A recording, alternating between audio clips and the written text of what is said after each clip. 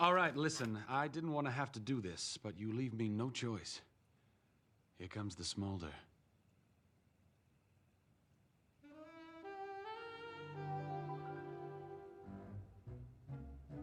This is kind of an off day for me. This doesn't normally happen. Fine, I'll take you to see the lanterns. Really? In a world overflowing with movies, we need a hero. Someone to separate the bad from the good. Sounds like a job. Verbal diorama. Watches all the movies from comedy to drama. From the top roll sound. And don't forget the action. She'll watch until the end and then she'll give you her reaction. Movies you know, movies you don't. Prequels, sequels, remakes, and trivia and outtakes. Movies you know, movies you don't. Interesting stories, all the categories. Hi everyone, I'm Em and welcome to Verbal Diorama episode 198, Tangled. This is the podcast that's all about the history and legacy of movies you know and movies you don't. And as always, hello, welcome to Verbal Diorama. Whether you are a brand new listener to this podcast, whether you are a regular returning listener of this podcast, I'm so grateful that you're here. Thank you so much for listening to this podcast. There are a lot of podcasts out there, they're all vying for your ears and your attention, and I'm just really happy that you're here for the history and legacy of Tangled.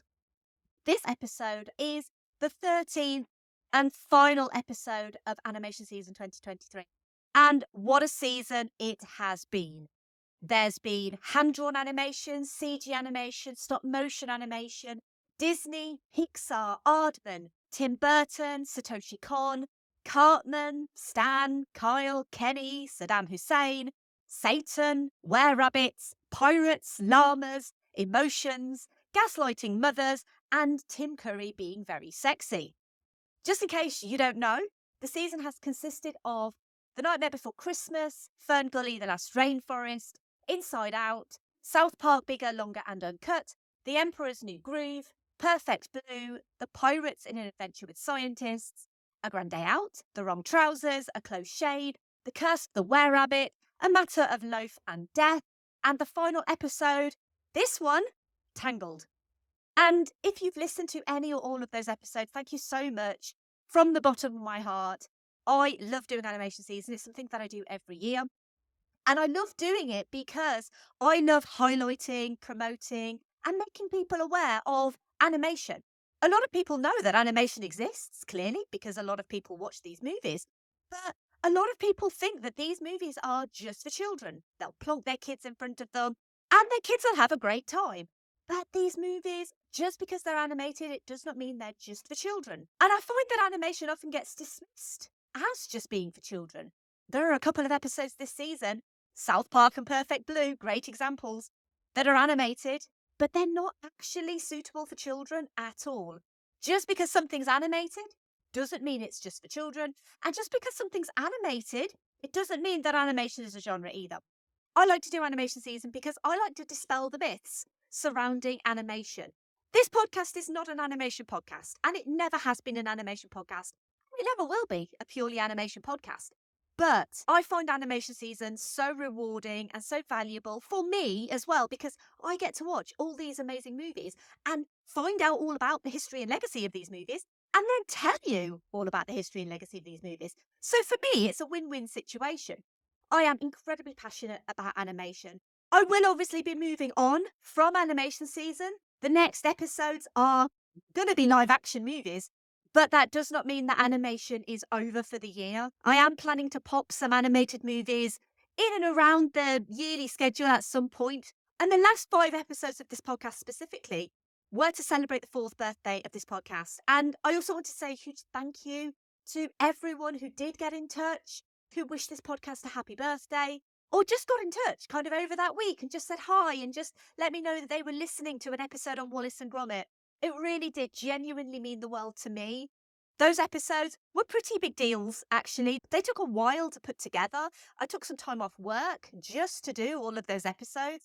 And obviously, I'm really happy with the reception to those episodes. And obviously, any excuse to highlight the wonderful work of Aardman. For this final episode of animation season, I wanted to end with something pretty spectacular, actually. And I wanted to end specifically with the most expensive animated movie of all time. Now, it is a record that is shared with another movie. It's shared with the 2019 Lion King remake, which is called a live action movie, but it's not. It's actually a CG movie, so technically it's animated.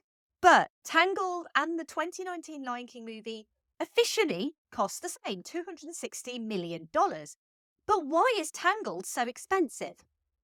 Well, it's tale as old as time, quite literally. And the production started way back in 1996. So let's have a listen to the trailer for Tangled. Wow.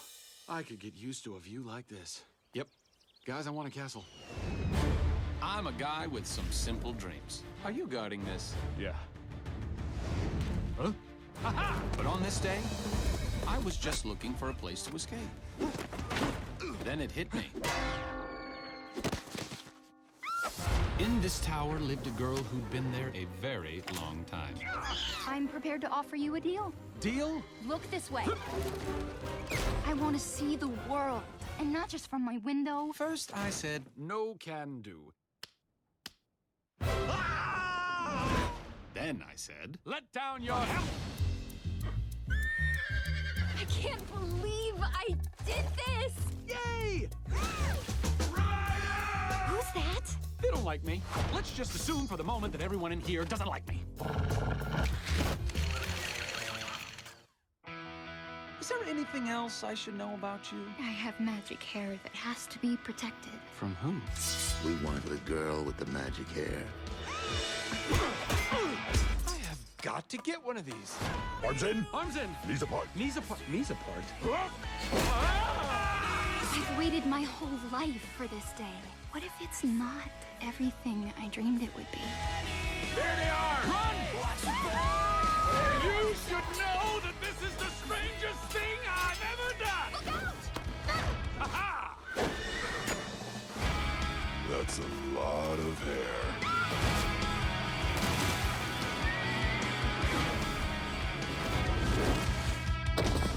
This is kind of an off day for me. This doesn't normally happen.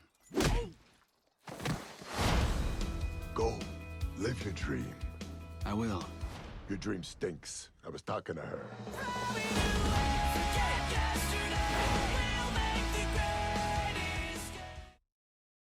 A long-lost princess with the longest hair imaginable, named Rapunzel, has spent her whole life in a lonely tower, dreaming of the world, waiting to discover it, but is constantly chastised by her mother, Gothel, who refuses to allow her to leave.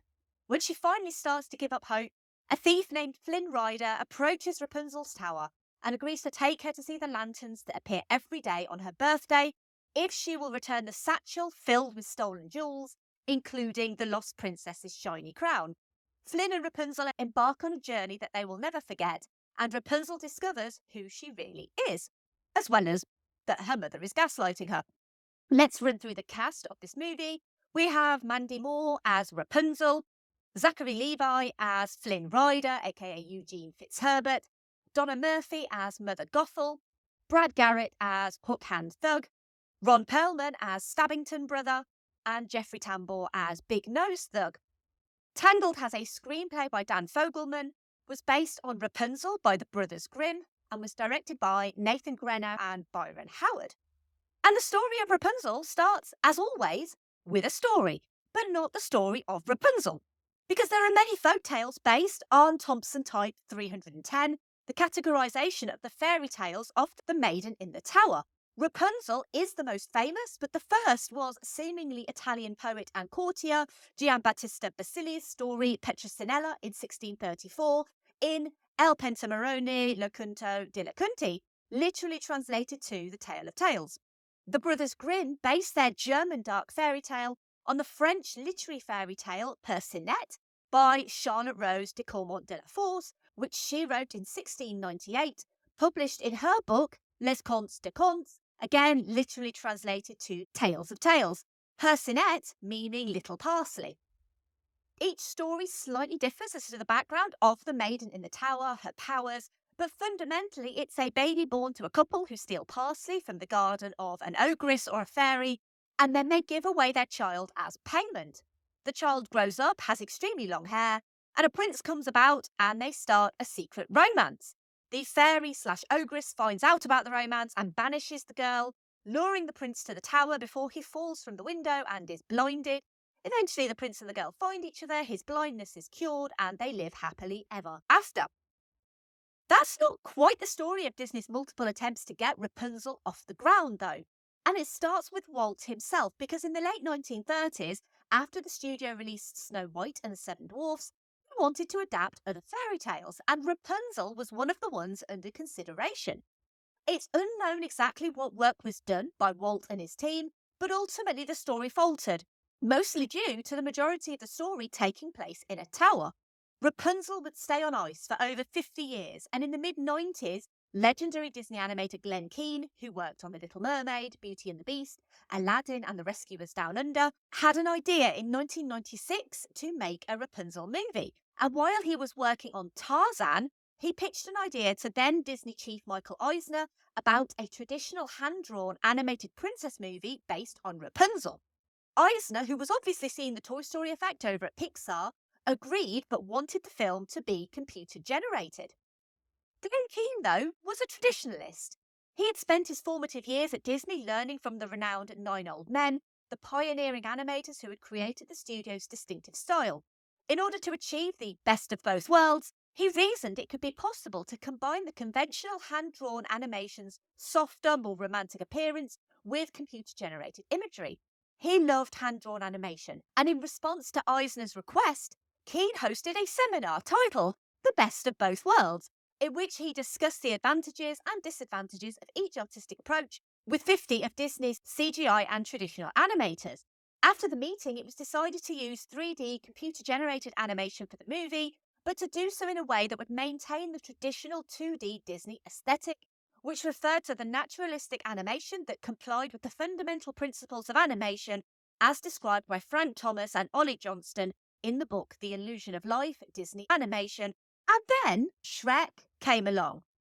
And when I say that Shrek changed animation, it really did change animation. I've done an episode on Shrek. Check that out for more on how and why Shrek changed animation. It's something that I mentioned in the recent episode on Wallace and Gromit, The Curse of the Were-Rabbit, because that movie was deemed a failure by DreamWorks in the US market because it wasn't Shrek, and it didn't get the same reception that Shrek did. In October 2003, Disney announced Rapunzel Unbraided.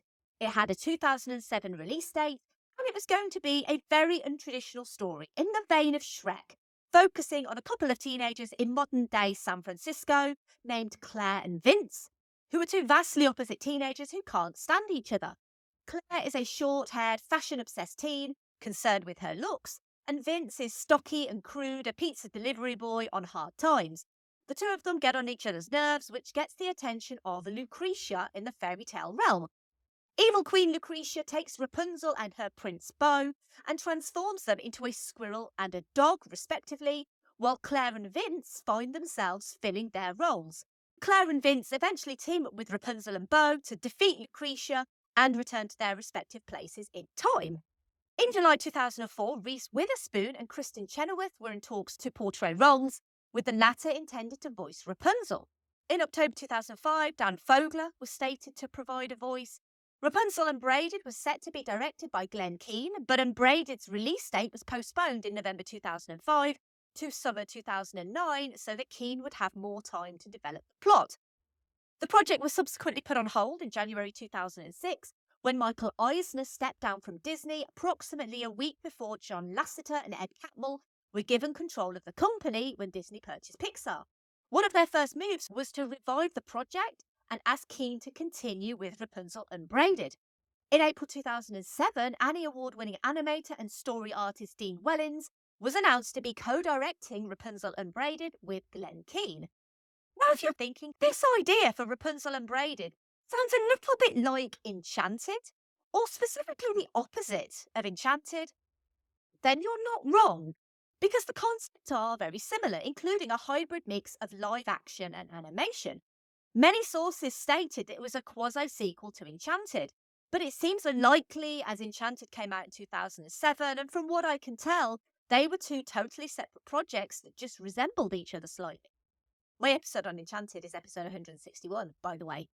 Rapunzel Unbraided, under Keane and Wellings, would become Rapunzel, drastically different to Rapunzel Unbraided, closer to the Hunchback of Notre Dame in tone, with Rapunzel unable to speak, and a male character called Bastian, who, in his gentle giant phase, after originally looking like a pirate, looks remarkably like the character of Kristoff from Frozen. Rapunzel would spend the majority of the movie in the tower, leaving in the last act, and Mother Gothel would be a traditional sinister villain. The whole project would have the look of Rembrandt paintings. Rapunzel, as the more traditional Disney non-musical animated film it was morphing into, seemed to be going forward. And then Glenn Keane suffered a heart attack in 2008, requiring him to step down as director. This wasn't made public until after the release of Tangled, and at the time Disney said he was stepping down due to other commitments, leading co-director Dean Wellings to also step down. Rapunzel was again in limbo, but the project would live on as something new. Replacing Glenn Keane and Dean Wellings as directors were Byron Howard and Nathan Greno, director and storyboard director respectively of Disney's 2008 animated feature Bolt. Keane would stay on in an executive producer and animation supervisor role, and Wellings stayed as additional story artist and would go on to work as a story artist for Frozen, Big Hero 6, Zootopia, Moana, and Ralph Breaks the Internet, before becoming director of pre-production on Raya and the Last Dragon. It may not have had as obvious a cancellation as Kingdom of the Sun, which would become The Emperor's New Groove, that's episode 190, but Disney effectively scrapped Rapunzel Unbraided and Rapunzel at this point, and pretty much started again. Like Kingdom of the Sun retaining what worked in the previous attempt, Bastian, who was a thief in Rapunzel, would become Flynn Rider, a thief in Tangled. But rather than the princess being the main focus of the story, as it is traditionally for most princess movies, Rapunzel and Flynn would share screen time, which had its own repercussions and controversies going forward. Mother Gothel would also stay, this time as a gaslighting, abusive, manipulative mother figure for Rapunzel. But the real kicker now was the time constraints. Because Rapunzel had now been in production since 2003 officially. It was now October 2008. And Byron Howard and Nathan Greno had 2 years to get Rapunzel out the door. But luckily, Glenn Keane and the previous Rapunzel team had made some real advances in computer animation. During some experimentation, Keane became enthusiastic about the potential to transform computer animation and make it appear less stiff and plastic. Just figuring out how to make Rapunzel's 140,000 individual hair strands react realistically in a variety of diverse contexts required 6 years of software development by senior software engineer Kelly Ward, who has a PhD in computer animating human hair. At one point, animators walked the halls with a football helmet, hooked a 70-foot fishing line to see how it moved. Keane highlighted the value of golden poses, moments that capture a character's essence in just one image, as well as solving creative issues with mathematics. In the early days of CG, the animation principle had been abandoned, and Keane believed it was essential to recapture Disney's distinctive look. And even when Keane was forced to step back from the production for his health, Rapunzel would remain true to the fundamental goal of what he was attempting to do with his animation style: update the princess movie while maintaining its historic significance. But the 70-foot of hair was a real struggle. Even up to January 2010, only 9 months before the film's release, they were unsure whether the hair would work. There are plenty of videos on YouTube of run-throughs of the programme, only for Rapunzel's hair to glitch. In the end, science would fill in the gaps. Discrete differential geometry was used to perfect the hair using an improved version of dynamic wires, which had been originally developed for Bolt. This meant Rapunzel's hair moved the desired way and also interacted with water believably. 40 pounds of virtual hair, 140,000 individual strands were condensed to 47 individual tubes. The animator's primary objective was to produce movement that resembled the supple fluidity of the hand-drawn animation shown in earlier Disney hand-drawn animated features. Kyle Strawitz, a Disney 3D animator, is acknowledged by Keane with contributing to the integration of CGI with the conventional hand-drawn technique. The 3D team took an aesthetic approach rather than concentrating on reality, and they accomplished this using a novel method known as multi-rigging, which consists of several pairs of virtual cameras. Each pair is applied independently to each distinct component that gives a scene depth, such as the background, foreground, and characters, without accounting for how those elements relate to the other pairs. And while I think it's unfair to compare the style of Tangled to previous attempts by Disney, I'm thinking Chicken Little, Meet the Robinsons, considering Tangled is only 5 and 3 years removed from both, just goes some way to show, I think, how much they valued Tangled, and that the idea to make it CG wasn't just considered the easy route. Compared to what they did with The Princess and the Frog, which is gorgeous and such a wonderful return to form for hand-drawn animation. And I'm so sad that we didn't get more hand-drawn animation like The Princess and the Frog. I will always be incredibly sad about that. Considering the original cast for Rapunzel Unbraided would have been the likes of Reese Witherspoon and Kristen Chenoweth, the filmmakers wanted to hire an unknown for the part of Rapunzel in Tangled. Hundreds of young women auditioned, including Idina Menzel, who'd go on to play Elsa in Frozen, Mandy Moore, who at the time was primarily known for her early 2000s music career. She would actually go on to star in The Princess Diaries in 2001 alongside Anne Hathaway, and in romantic drama A Walk to Remember in 2002. In 2006, she voiced the character Nita in Brother Bear 2, the direct-to-DVD sequel to Disney's Brother Bear. She originally chose not to audition for Tangled because it was an incredibly sought-after role and she didn't want to be disappointed. She decided to audition anyway and was chosen due to her down-to-earth, girl-next-door quality, but also had the inner strength that suited Rapunzel. Mandy Moore was also a long-time Disney fan and basically felt that the casting was a dream come true. Zachary Levi, most well known as the lead of the TV show Chuck, heard about the project, but there was a problem, because Flynn Rider was originally supposed to be British, and the studio had insisted that only UK actors apply for the role of Flynn. Zachary Levi, an American, faked a British received pronunciation accent during his audition, which led the producers to choose him and also tell him to use his American accent instead for the role. While Moore and Levi didn't record their lines together, with them both having busy schedules, they would record I See the Light together, meeting for the very first time. I See the Light would also have 45,000 individually lit lanterns, which would light up the same way as Rapunzel's hair. The entire kingdom of Corona, yes, the kingdom is called Corona, with its 3,000 inhabitants, was more people on screen than any other Disney movie, and it would be partially based on the entrances of Walt Disney World and Disneyland California. And Pascal, he was based on animator Kelly D. Lewis's pet chameleon, also named Pascal. Lewis didn't work on Tangled, she actually worked on The Princess and the Frog, but she is credited in the With Thanks section. And it's a shame I don't have an obligatory Pascal reference, because Pedro is right there. But otherwise, what about an obligatory Keanu reference? Because every episode I try to link the movie that I'm featuring somehow with Keanu Reeves. And when they were designing the character of Flynn Rider, they had something called the Hot Man Meeting. This was where all of the female employees of the studio were asked what attributes make a man attractive. Concept art and photos of various male celebrities, including Johnny Depp, Hugh Jackman, Brad Pitt, David Beckham and Gene Kelly, adorned the walls of this meeting.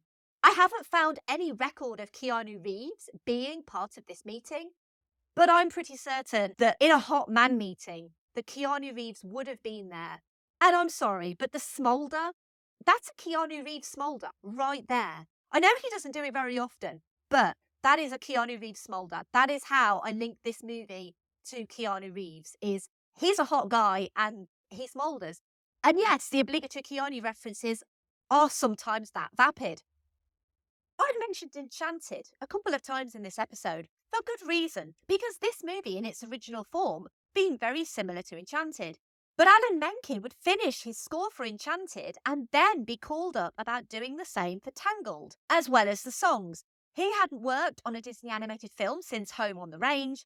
Glenn Slater wrote lyrics for most of the tracks on the album, except for the closing credits song Something That I Want, which was written, composed and performed by Grace Potter from Grace Potter and the Nocturnals. It was also Enchanted's 3 nominations for Best Original Song, but led to the Academy of Motion Picture Arts and Sciences decreasing the allowed limit per film to 2.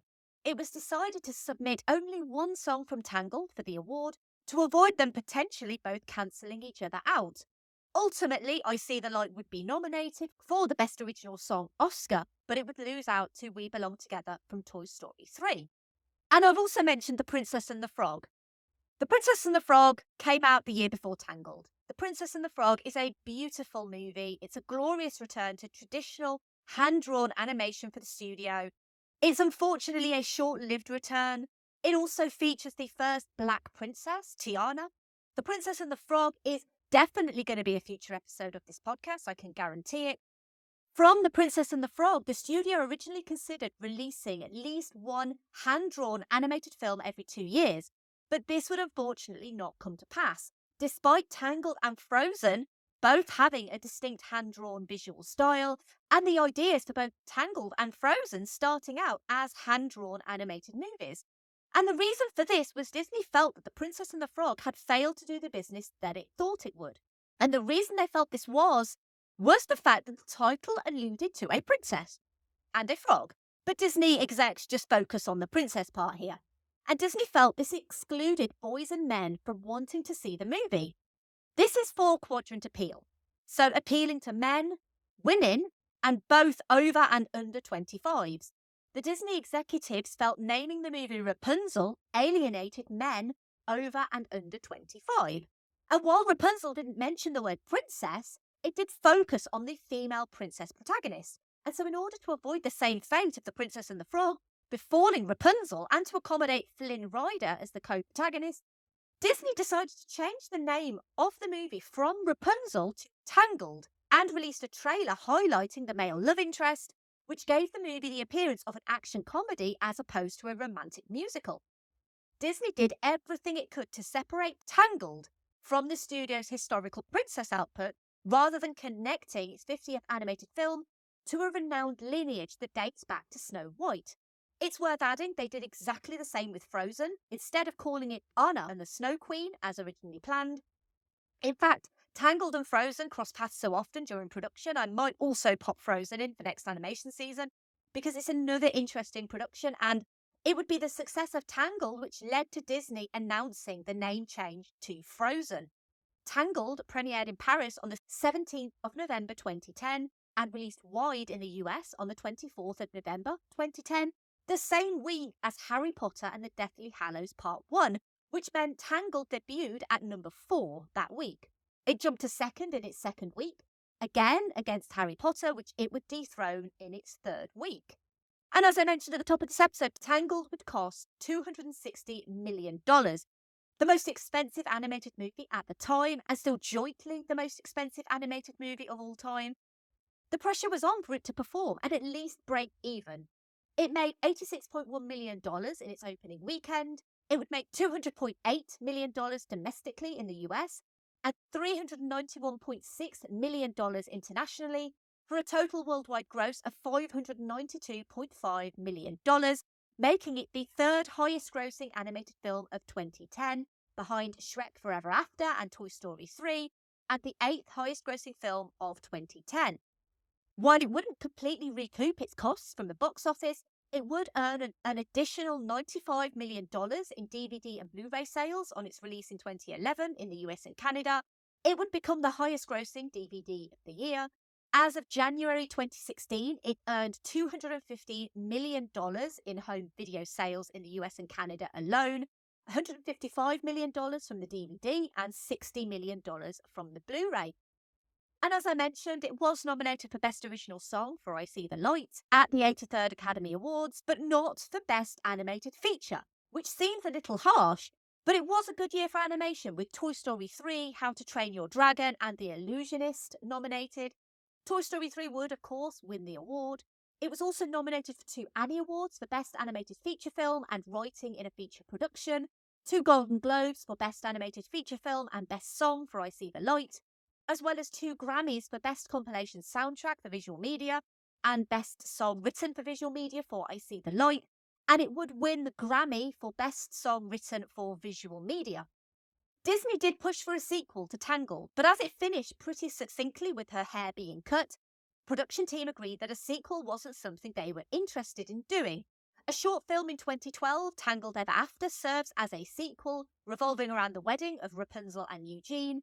Tangled Before Ever After was a TV movie that aired in 2017, A series called Tangled the Series during its first season and Rapunzel's Tangled Adventure for its second and third seasons was announced in 2015 and debuted in 2017. An abridged stage adaptation called Tangled the Musical premiered on board the Disney Magic of the Disney Cruise Line in November 2015, featuring 3 new songs written by Alan Menken and Glenn Slater. And in February 2020, news broke of Disney attempting a live-action remake of Rapunzel, with a script by Ashley Powell. No news on whether it's a remake of Tangled or a brand new adaptation of the Rapunzel story, but since there's been no news for 3 years and nothing on Ashley Powell's IMDb page for it, I think we can safely say that maybe this has died a death. Let's move over to some social media thoughts. I like to find out what people think of the movies that I feature, and I like to ask the patrons, and I also like to ask on social media. We're going to start with the patrons, and we're going to start with perennial commenter Andy. And Andy says, "What is more amazing about Tangled isn't its fantastic songs, its great voice acting, and it's ushering in a new golden age for Walt Disney Animation after years of disasters like Home on the Range, Chicken Little, and Meet the Robinsons. No, it's about how the legacy of this movie was not only not being completely overshadowed by Frozen, but only increased. A moderate hit when it was released, it now occupies that great space for family viewing as a double feature. You can see how the risks taken in Tangled translated to Frozen, and it still stands as a top-tier Disney animated feature." And I know for a fact that Andy's podcast Geek Salad have done a retro review on Tangled. I am going to be putting a link to that on social media once I do the promos for this episode. So you should absolutely watch that retro review that they put out on YouTube. It's not Andy, it's Mike who did that review. Obviously, you should also listen to Geek Salad. It's a great group of people on that podcast, and they basically talk anything and everything to do with geek, including Disney movies. I know they're big fans of animation over at Geek Salad. I'll put some information in the show notes for Geek Salad. Please go and listen to their podcast. We have another patron comment from Ali who says, "I took my elder daughter to see Tangled at the cinema when it first came out in 2010. She is now 16, and there's not a week that goes by where we don't quote it or sing a song. The story, songs, and humour are spot on. I would love to hang out in the Snuggly Duckling one day. Yay!" And we have a patron comment from Sunny who says, "Tangled was a lot of fun. My kids enjoyed watching it too. I loved that she had magic hair that was activated by a certain song. Her mother Gothel was a trip, the worst mother ever. She gaslit and lied. Mother does not know best." And speaking of lies, that's quite an interesting segue because Sunny and her sister Brandy host a podcast all about liars, frauds, cheaters, fakes, probably gaslighters as well. And we all want to avoid those people, don't we? And their podcast is called Book of Lies. They've actually just celebrated their 4th birthday as well. So go and have a listen. Wish them a happy 4th podcast birthday. I'll put some information in the show notes for Book of Lies. We have a patron comment from Brendan who says, "A return to basics from a studio that has spent nearly a decade adrift. Tangled sold itself as we made DreamWorks, but instead delivers an old-school fairy tale musical with just enough of a modern beat and some of the most impressive character animation in the medium." And the final patron comment comes from Brett who says, "It was the beginning of a new age of animation for Disney, and it nailed everything they set out to do. The animation is gorgeous, the voice acting is fantastic, the music is great, and it's memorable even if Frozen is talked about more. It again takes an already existing story and adds some new elements to make it more interesting and fun." And I'm also going to pop in the show notes some information on Brett's podcast. He is joined by Dan and Angela, and their podcast is called Dissect That Film, and they dissect that film. It's basically movie retrospectives, new releases, even TV show discussions on there. Information in the show notes for Dissect That Film. Moving over to Twitter, we'll start with @arguingw myself, who says, "As a guy in my mid-cough teas, I loved it since day one. The look, the songs, everything. Just hit. My daughter at a certain age even looked like a young Rapunzel. Side note, on a recent trip to Disney, she got to meet Rapunzel." @Tune My Heart said, "Though I was sad to see Disney abandoning 2D animation, their first 3D princess movie won me over with its humour and heart. One of the best Disney couples, hilarious animal sidekicks, a truly disturbing villain, beautiful music and animation, fantastic voice work, and more make it one of my very favourite Disney films, which is why I made it the subject of my own second podcast episode. I also highly recommend the follow-up TV series, which features charming 2D animation and even more amazing songs, one of which earned Alan Menken EGOT status. At Dude What Pod said, Tangled is an underrated movie as far as Disney animation goes. The storyline, the characters, the music, the colour choices were all superb, a fun and whimsical adventure. At SWA Productions said, one of my favourite animated movies ever, probably in my top 3 animated Disney flicks. At And Why Not Pod said, I adore this film. The songs, especially I Got to Dream, are superb, as are the performances, script and the comedy, one of Disney's best. My eldest son used to watch it on repeat when he was a toddler. He also swore at Flynn Rider in Disneyland Paris, but that's a different story. At Corona T said, I love Tangled. I find Rapunzel refreshing and fearless while also being the right amount of suspicious, especially of Flynn, who is charming, hilarious and worthy of some suspicion. This is one of the few Disney princess films I'll watch often. Love it. At Next to the Aisle said, better than Frozen, better voice cast and better told story. At MPow1980 said, I find it good but have never been able to see it as the masterpiece so many claim it to be. There's something about it that feels off in some places, though I also find it hard to watch given Gothel's stuff like this. At Binge_Lord_Dan said, I think it's an underrated gem. The voice work is outstanding.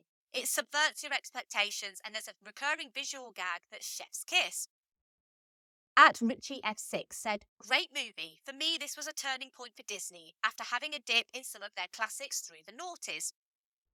At Rachel Herrera 11 said, Tangled is one of the most underrated Disney animated films ever. It has everything. Great music, romance, although a little unconventional, funny and an animal sidekick, Maximus the horse is brilliant. At JRAD Concessions said, huge return to form for Alan Menken, the songs are fire.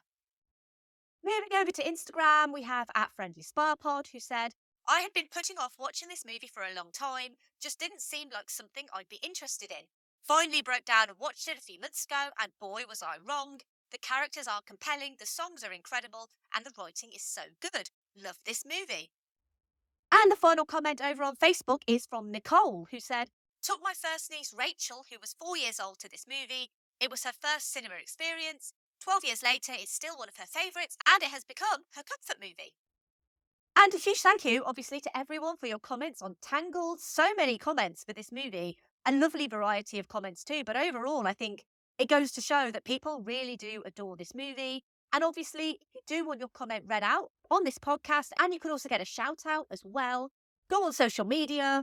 You can find me at Verbal Diorama, Twitter, Instagram, Facebook, all of the others. There's so many. Find the comments post. They normally go up on a Friday now. And pop your comment in and I will read it out in the episode. It's interesting when you think of where fairy tales start and where they end up when they become Disney-fied.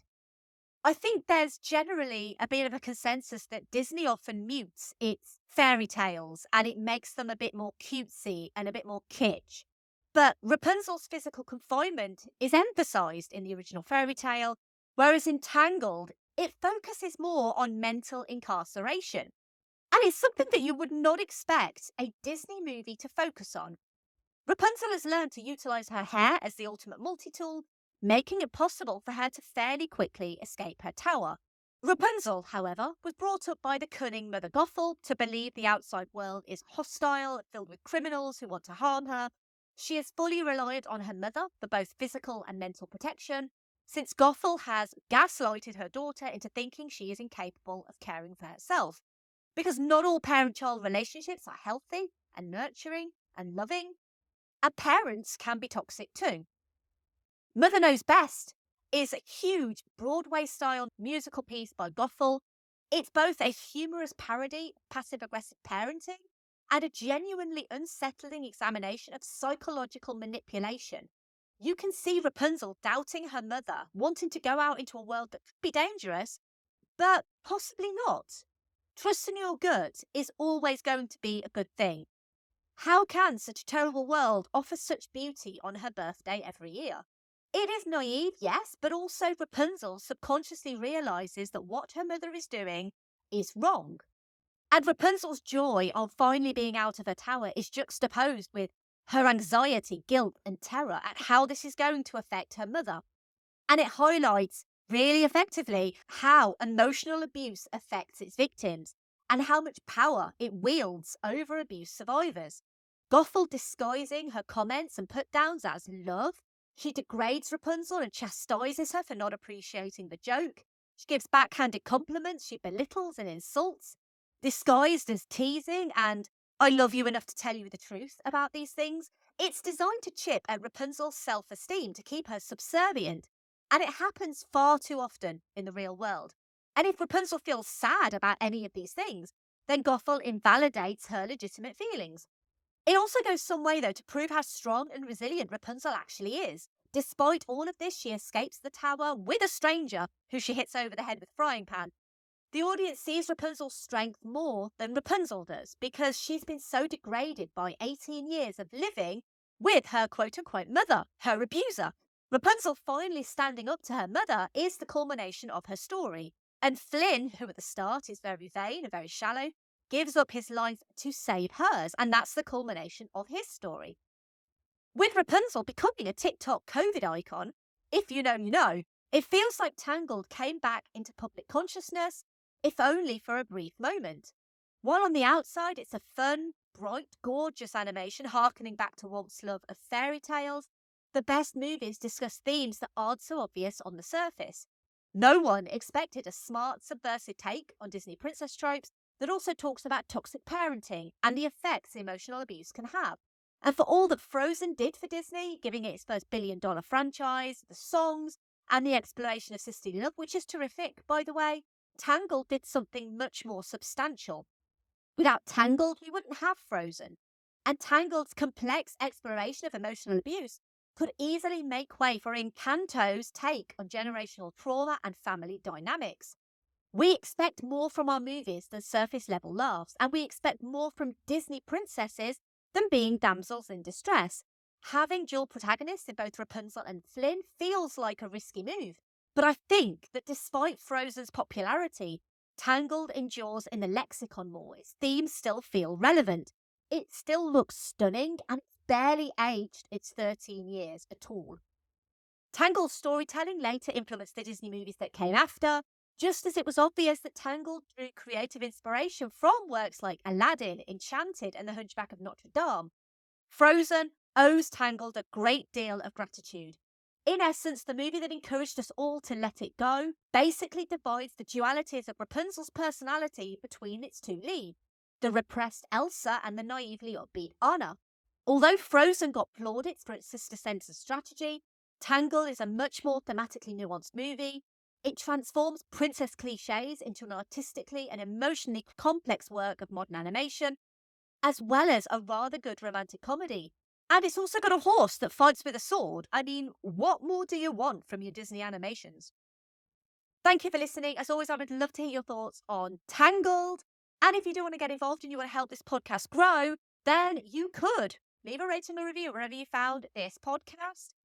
You can tell your friends and family about this podcast and about this episode, or you could retweet or like posts on social media. I am at Verbal Diorama, Twitter, Facebook, Instagram, Letterboxd, Hive, Post, Mastodon, the others. There's so many. I've joined so many recently. Every time a new social media comes up, I join it. I will keep you all updated as to where I am, but those are the main ones that I'm at the moment.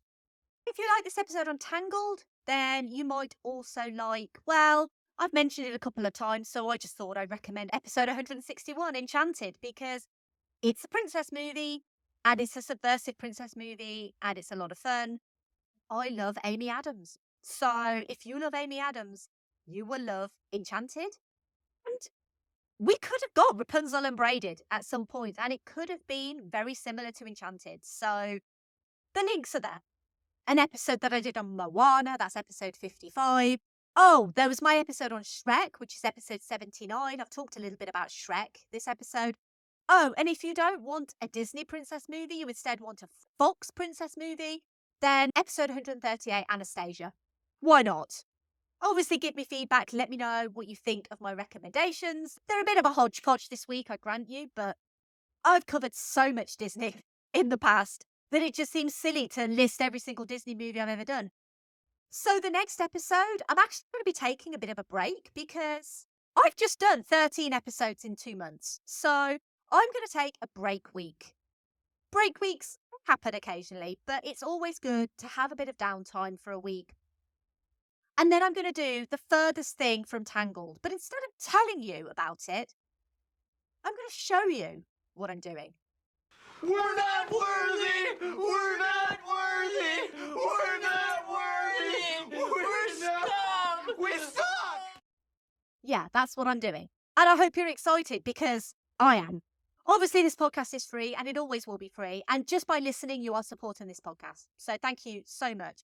But if you do want to support me financially, you can do so at verbaldiorama.com/Patreon. And you can join the amazing patrons of Verbal Diorama. They are Simon E, Sade, Claudia, Simon B, Laurel, Derek, Vern, Kat, Andy, Mike, Griff, Luke, Michael, Scott, Brendan, Ian, Lisa, Sam, Will, Jack, Dave, Chris, Stuart, Sunny, Drew, Nicholas, Zoe, Kev, Pete, Heather, Danny, Ali, Tyler, Stu, and Brett. And they let me out of this tower at least once a week. So I'm so grateful to the patrons for allowing me to leave my tower.